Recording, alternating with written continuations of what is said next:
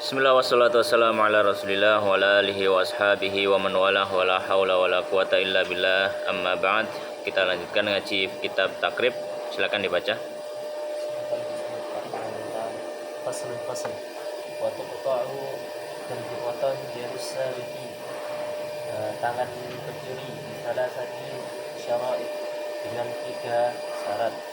Ayyakuna balighan, apabila dia adalah orang yang balik, aqilan berakal, wa ayyasriqa dan pencuri nisaban, dengan nisab qimatuhu nisaban itu nisab apa tadi? Iya, nisab. Qimatuhu seharga Iya. seharga rubu' dinarin, 4 dinar, Seperempat. seperempat dinar min kunzi dari tempat penyimpanan semisalnya la milka lahu, ini tidak ada Tidak ada kepemilikan bagi orang yang mencuri tersebut. tidak ada kepemilikan bagi orang yang mencuri di dalamnya, wala syubhata, dan tidak ada syubhat itu. Iya. Ada syubhat fi malil masruki, dalam harta yang dicuri minhu darinya, watu qata'u dan dipotong yaduhu tangannya al-yumna yang kanan min dari mafsalil ku, ini apa? Mifsal dari ugel-ugel ku'. Dari apa namanya? Ugel-ugel bahasa Indonesia apa? Pergelangan.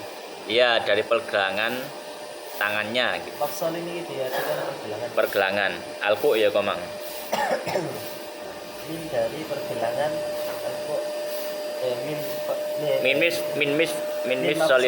min mifsalil mau mafsalil ku' dari pergelangan tangan. Min mafsalil ku' dari pergelangan tangan. Fa'in dan maka apabila saraqa mencuri sanian yang kedua, quti'at dipotong rijluhu, kakinya al-yusra yang sebelah kiri.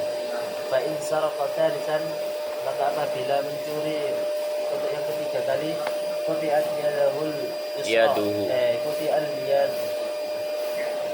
Yadahu ta yadu. muriyadi, Hah? tengriyadi. Ila yang gedomah kan? Iya. Iya, kuti'at yaduhu gedomah. Oh gini. Fa'in, maka apabila saraqa thalithan mencuri untuk yang ketiga kali, quti'at yaduhul yusra, dipotong tangannya yang sebelah kiri. Fa'in saraqa rabi'an, maka apabila mencuri keempat kali, quti'at rijluhul yumna, dipotong kakinya yang sebelah kanan. Fa'in saraqa ba'da dzalik, maka apabila mencuri setelah yang demikian itu, uzira, Ditakzir. Ditakzir wakila, dan dikatakan wakila yuqtalu, dan dikatakan Iya. Yuktalu, sabaran, dibunuh dibunuh secara sabar. secara Nanti tak jelaskan dibunuh secara sabar maksudnya. secara sabar, dibunuh secara sabar. Baik. Pembahasan kita kali ini adalah tentang masalah haddus sarik atau haddus sarakah atau haddus sarikah. Hukuman bagi pencurian. Yang mana pencurian adalah satu kejahatan kriminal yang semua agama pasti mencelanya. Jadi tidak ada satu agama pun di dunia ini, baik itu agama samawi atau agama buatan manusia, yang memperbolehkan pencurian, kecuali kesesatan-kesesatan. Ya, kesesatan-kesesatan yang ada dalam pikiran manusia yang mungkin menghalalkan pencurian atau apa. Tapi kalau agama-agama yang besar seperti agama Islam, agama Kristen, Yahudi, atau mungkin Buddha atau Hindu, maka tidak ada yang menghalalkan pencurian, memperbolehkan pencurian. Ya. Dan pencurian termasuk dosa besar, dan di dunia ada hukuman khusus yaitu hadnya, di akhirat juga ada hukuman. Maka di sini musannif rahimahullah taala beliau menyampaikan langsung kepada hukumannya. Qal musannif rahimahullah taala faslun. Pasal yang baru. Wa tuqta'u dan dipotong yadusariki tangan dari pencuri bisalah sati syara'id dengan 3 syarat. Maka di sini kita tahu had kemarin kita sudah bahas, had itu adalah hukuman yang ada ketentuan khusus dari syariat. Maka hadnya pencuri itu adalah potong tangan. Potong tangan, ya. Landasannya apa? Landasannya firman Allah Subhanahu wa taala, wasariqu wasariqatu faqta'u aydiyahuma. Dan pencuri laki-laki dan pencuri perempuan. Nah, maka ini enggak ada beda antara pencuri laki-laki ataupun pencuri perempuan. Maka potonglah tangan mereka. Ya. Maka pencuri itu baik dia laki-laki atau perempuan, hukumannya tetap potong tangan. Bahkan di zaman Nabi pun ada yang dipotong tangan dari perempuan yang mencuri. Tapi apakah setiap pencurian itu langsung potong tangan? Tidak. Ya. Dan pencurian ini ada kriterianya dalam fikih ya, yang jero fikih. Pencurian itu apa? Sarikoh itu apa? Sarikoh itu adalah akhdhu malil ghair min hirzi mislihi kufyatan.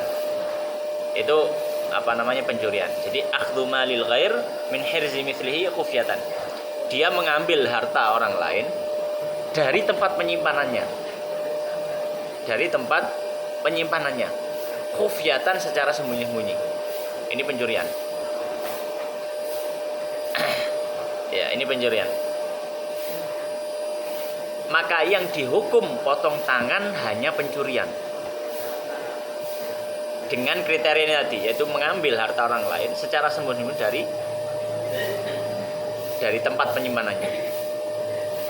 Maka di sini ulama fikih itu memberikan beberapa pembahasan, memberikan beberapa hal yang dia seperti mengambil hak orang lain, tapi dia tidak bisa atau tidak masuk dalam hukum pencurian. Ya. Misalkan apa? Misalkan copet. Copet itu dia tidak dihukum dengan hukum pencurian. Mengapa? Karena dia mengambil harta orang ini benar.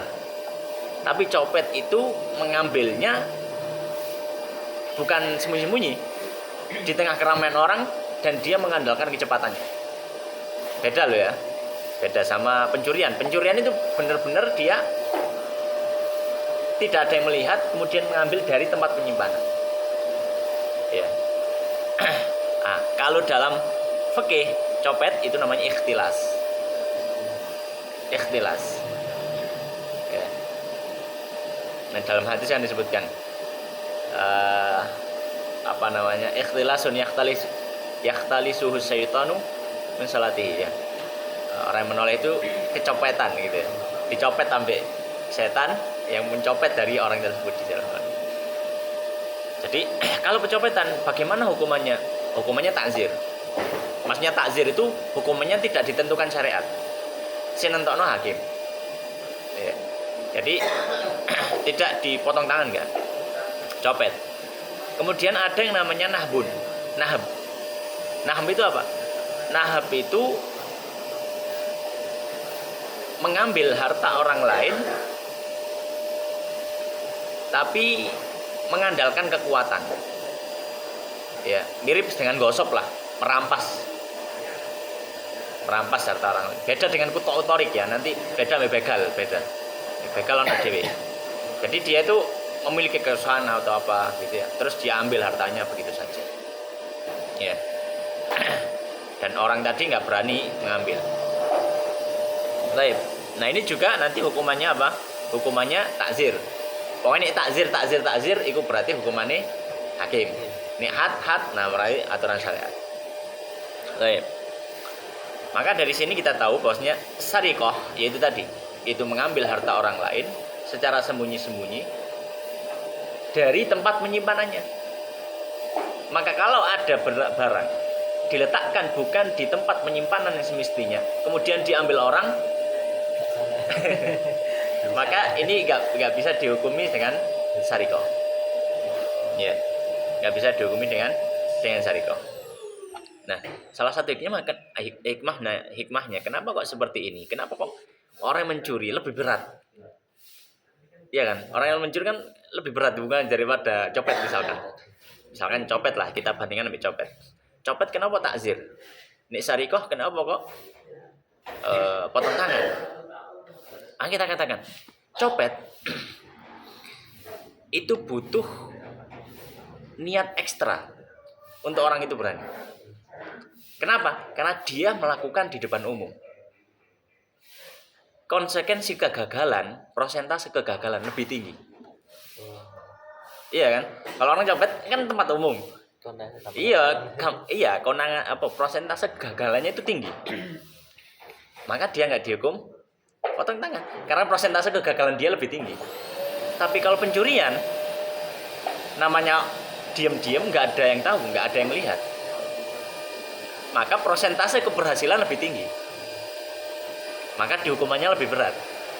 Persentase keberhasilan lebih tinggi. Itu salah satu hikmahnya saja. Baik. Maka kembali ke sini, waktu qata'u yadusariki, dan dipotong tangan pencuri.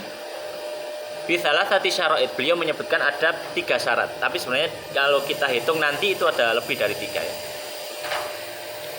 Baik.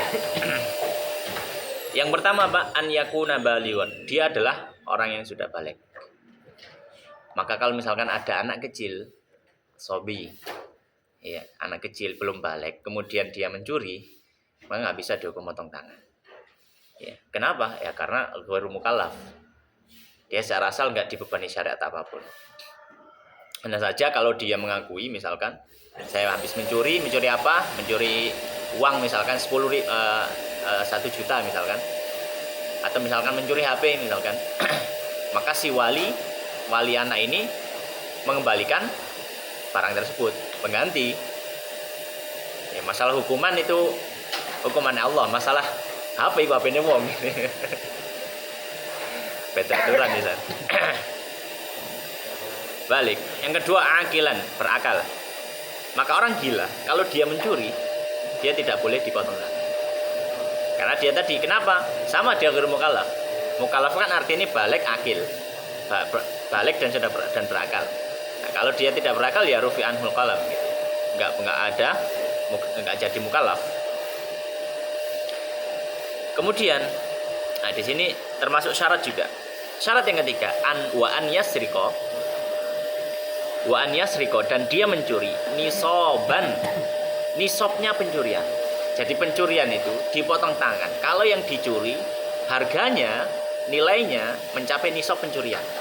Nek gurung sampai nisab pencurian maka tidak boleh potong tangan. Berapa nisabnya?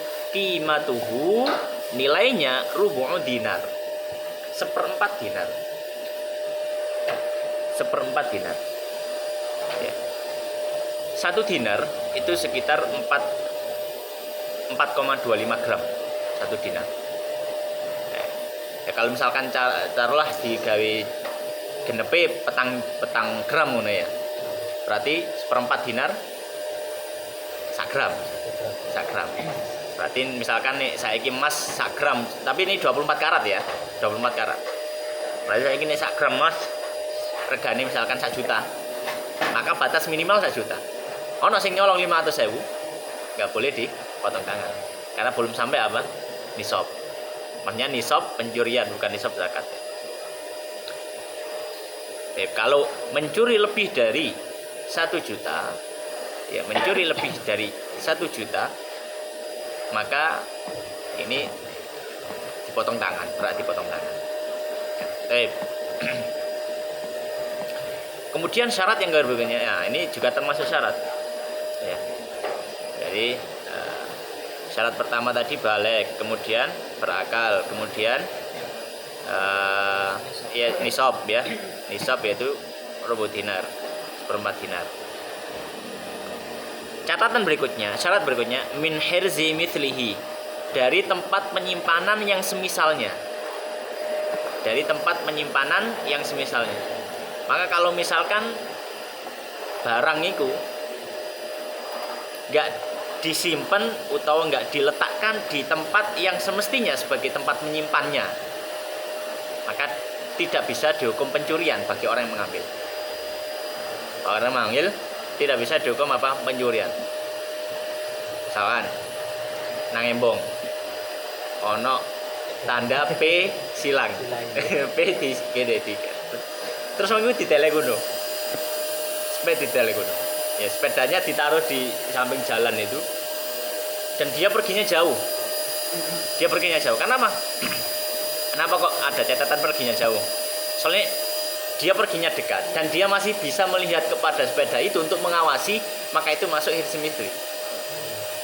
Karena hirs atau penjagaan, hirs itu kan penjagaan atau penyimpanan, itu bisa berupa tempat atau bisa pandangan dari pemiliknya. Ya, pandangan dari pemiliknya. Misalkan ada tanda P, berarti kan jelas gak oleh nyimpen sepeda nang gunung.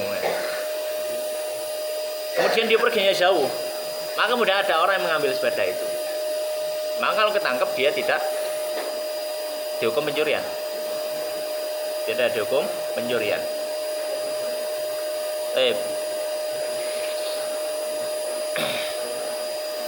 Jadi dia harus di tempat penyimpanannya. Penyimpanannya apa?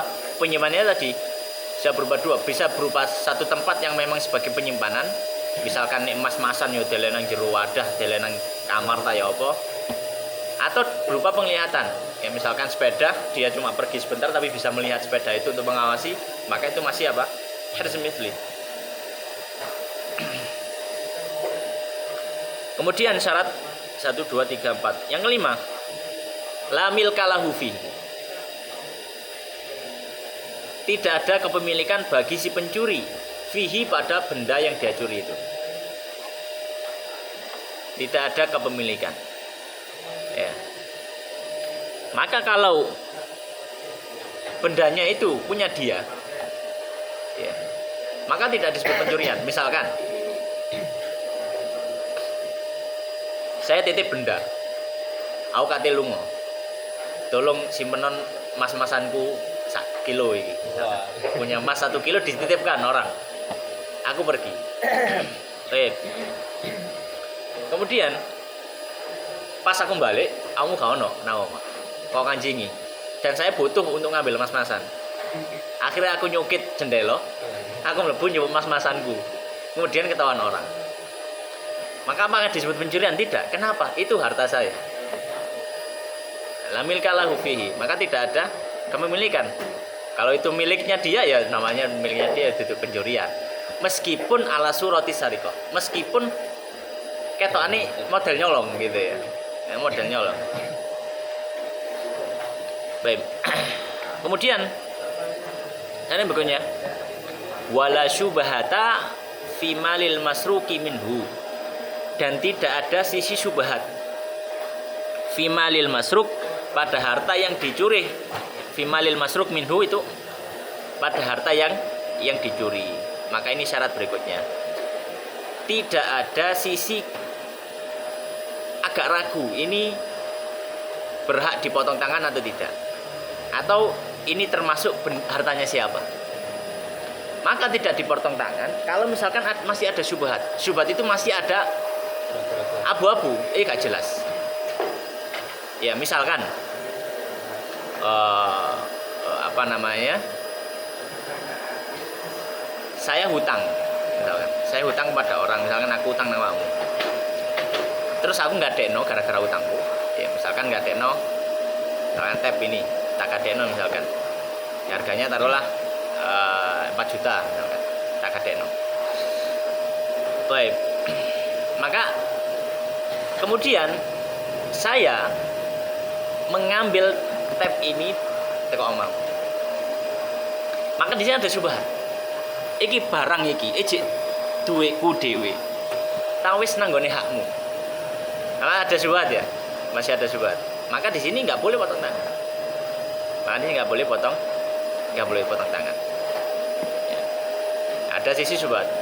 Kaidah mengatakan syubhat itu dra'ul hududu, dan dengan adanya syubhat maka tidak boleh dilakukan apa? Had. Tidak boleh dilakukan had. Baik. Kemudian beliau mengatakan wa tuqta'u yaduhul yumna. Kemudian beliau menyampaikan tata cara hukuman potong tangan. Beliau mengatakan tuqta'u dan dipotong yaduhul yumna, tangan kanannya dulu. Nah, maka yang dipotong ketika seorang mencuri sekali dengan syarat-syaratnya tadi, maka dipotong tangan kanan. Nah, kenapa tangan kanan? Nek tangan kiri ya apa gak oleh tangan kanan. Mengapa? Karena dalam satu kiroat Al-Quran yang ayat tadi wasariqatu faqta'u, Ibnu Mas'ud bacanya bukan aidiyahuma, aimanahuma. Ya. Tapi ini kiroat syadzah. Kiroat syadzah itu apa? Kiroat syadzah itu kiroat yang di luar dari kiroat mutawatir. Kiroat mutawatir kan ada 7 ditambah 3 ada 10. Ini di luar itu. Ya, nang jabone iku. Maka Ibnu Mas'ud itu membaca wasariqatu faqta'u aimanahuma. Jadi macamnya ke aidiyahuma, tapi aiman jamak dari yamin. Yamin berarti tangan kanan. Ya, maka para ahli fikih menyampaikan qiraa'ah syadzah itu bisa jadi dalil. Meskipun dia tidak sah untuk dibaca saat sholat. Karena dia qiraa'ah syadzah gak oleh. Ya, qiraa'ah syadzah bisa jadi dalil. Maka ya motongnya dimulai dari tangan kanan. Motongnya dimulai dari tangan. Dari mana? Apakah semua tangan? Dalam pencurian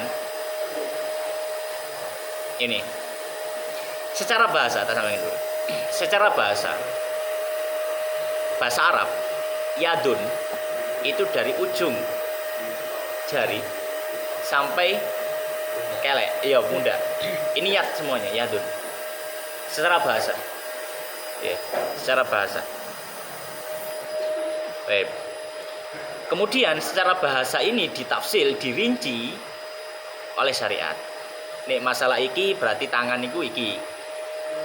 Nek masalah iki tangan iku iki. Nek masalah wudu berarti tangan iku kit ujung jari sampai siku. Masalah tayamum tangan niku ya wamsahu bi wujuhikum wa aydikum minhu ya aydikum tangan niku ndi? Tangan niku ya berarti ke ujung jari sampai siku. Kenapa dikiaskan kepada wudu? Soalnya podo-podo nyebut tangan. Cuma nang wudu diperinci, maka tayamum sing gak dirinci dibalik nang nggone wudu. Ini memang ada khilaf di situ ya. Tangan tak sampai gini. Kalau dalam masalah pencurian, tangan faqta'u aydiyahuma. Potonglah tangan mereka. Maka tangan itu cuma sampai sini. Ya. Kenapa? Karena Nabi ketika melakukan potong tangan itu cuma sampai sini. Nah, dirinci. Maka mana motongnya? Min missolil ku' au mim. Di situ mimnya enggak ya, Bo? Kasrah ta? Fathah. Min mafsali. Maaf ya. Min mafsalil ku. Ya. Dari ugel-ugel ku. Ku itu ini. Ku itu tulang apa namanya? Sendi. Apa ini ki? Tulang apa, Bang? Pergelangan tangan, tulang pergelangan tangan. Pokoknya pergelangan tangan, tulang penyambungnya ini yang berhadapan langsung dengan jempol ibu jari. Itu ku. Dan ibu jari tangan. Ini ibu jari kaki iku jenenge bu. Makanya pepatah Arab mengatakan al-ghabiyu man la ya'rifu qu'ahu min bu'ihi. Wong sing mandir sing bodhone nemen iku gak iso misahno, gak iso bedakno endi kuke endi buke. Kukmu ndi? Kuk iku ndi? Karo. Buke sing ndi? Karo. Pepatah Arab kata itu. Gak ngerti tulang jempol tangan sampai tulang jempol kaki karo. Aku bodoh nemen iku. Nah, kalau yang ini yang apa namanya? Pas kencengi apa jenenge iki? Gentian, iki jenenge kursu ya. Intinya adalah dia dipotong pas ugel-ugel tangan iki, pergelangan tangan. Itu kalau potong mencuri sekali. Baik. Nah, bagaimana kalau mengulang? Mari dipotong nyolong mana? Maka beliau mengatakan fa in saraqo thaniyan, jika dia mencuri kedua kali. Setelah dihukum mencuri lagi 2 kali. Quti'at rijulul yusra, maka dipotong kakinya yang kiri. Menyilang. Ya, dipotong menyilang. Nah, di sini ketahui bahwasanya dia dipotong menyilang seperti ini. Kalau misalkan dia sudah dihukum. Nah, pengertian, misalkan ana wong nyolong ping 3 misalkan. Kecekel, maka hukumnya 1. Enggak dipotong 3 langsung enggak. Tapi ini maling pisan. Keruan, kecekel ya, ketahuan, kemudian dipotong. Habis dipotong, mencuri lagi setelah pemotongan itu.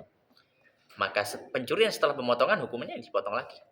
Tapi kalau dia mencuri beberapa kali belum ketangkap, kemudian mencuri 5 kali baru ketangkap, maka hukumannya 1 saja.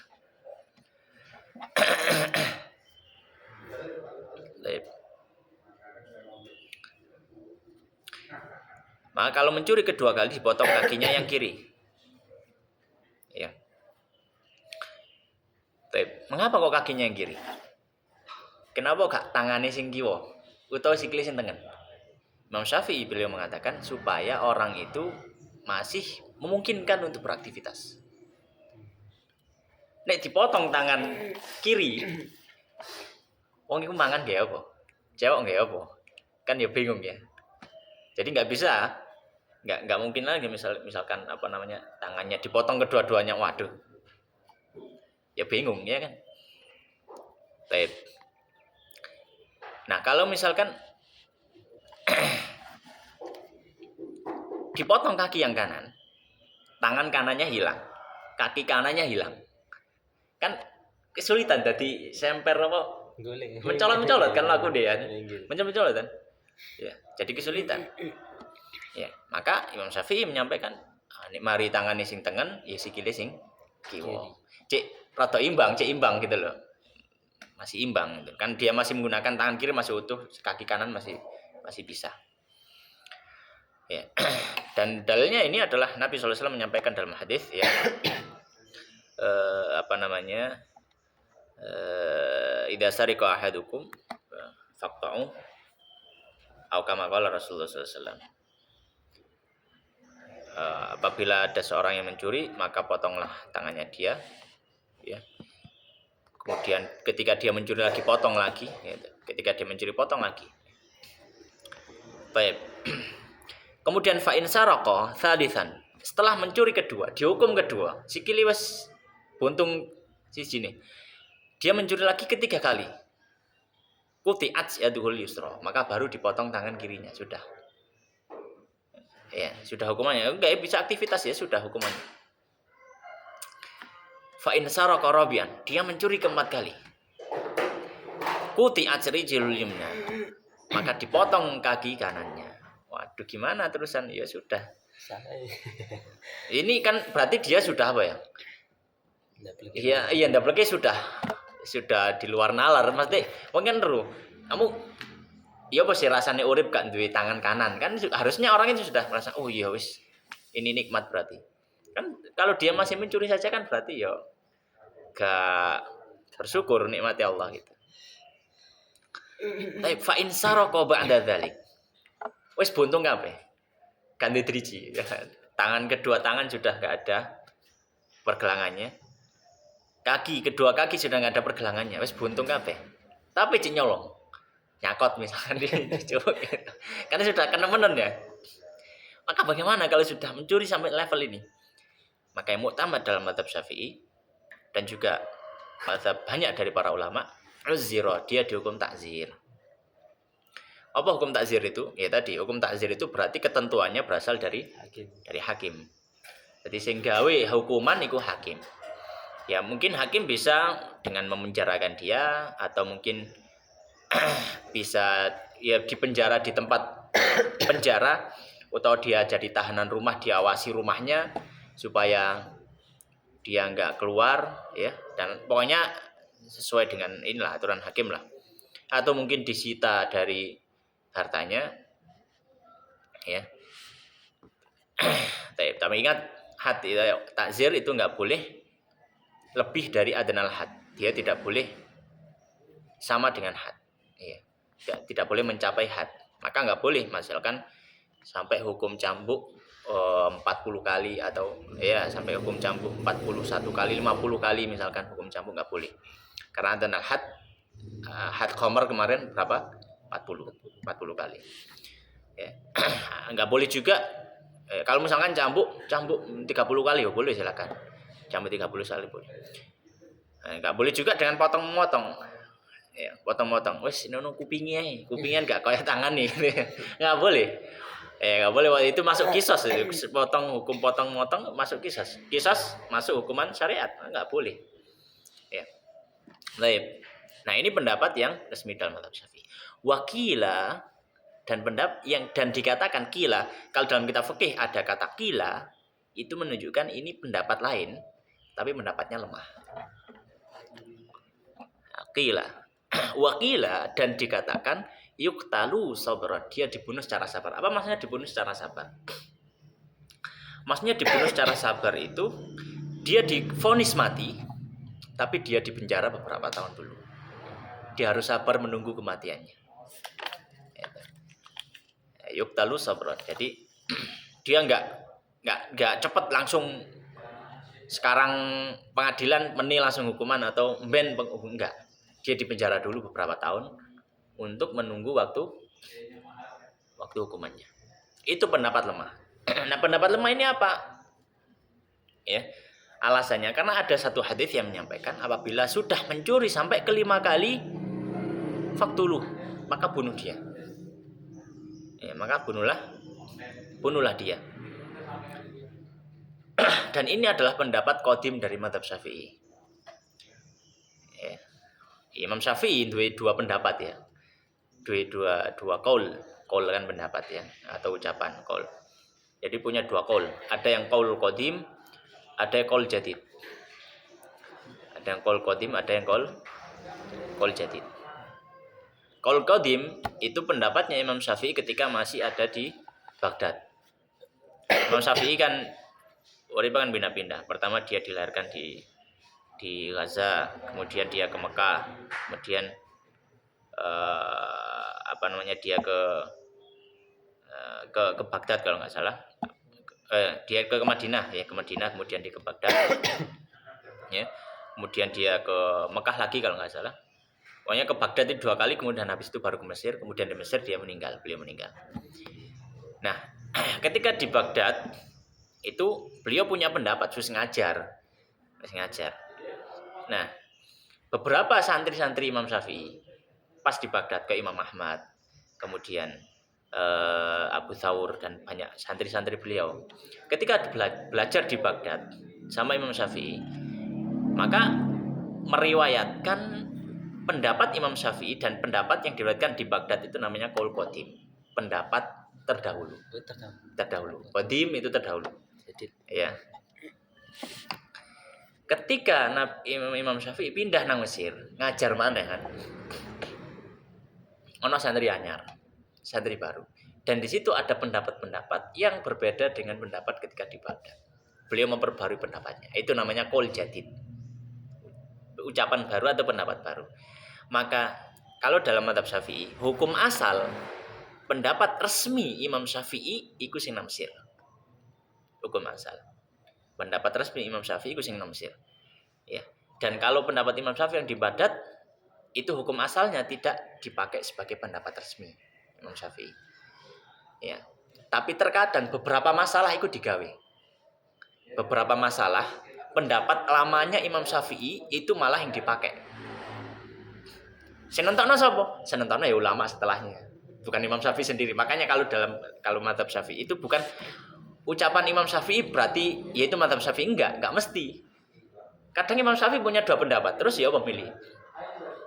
Mereka ambil ulama yang menjadi muridnya Imam Syafi'i atau yang setelah-setelahnya yang itu jalan aturan Imam Syafi'i.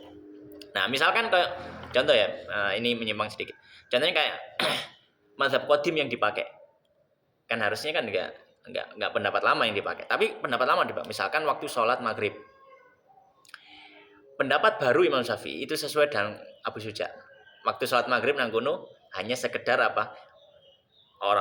Masuk waktu, kemudian seukuran orang itu setelah masuk waktu bisa dia itu bersuci, bisa dia itu memakai pakaiannya, bisa dia itu memakai wangiannya, kemudian dia bisa berangkat menuju tempat sholat yang jaraknya tidak terlalu jauh, kemudian dia sholat 5 rakaat. Sepanjang waktu itu sudah habis waktunya, maka habis waktu maghrib.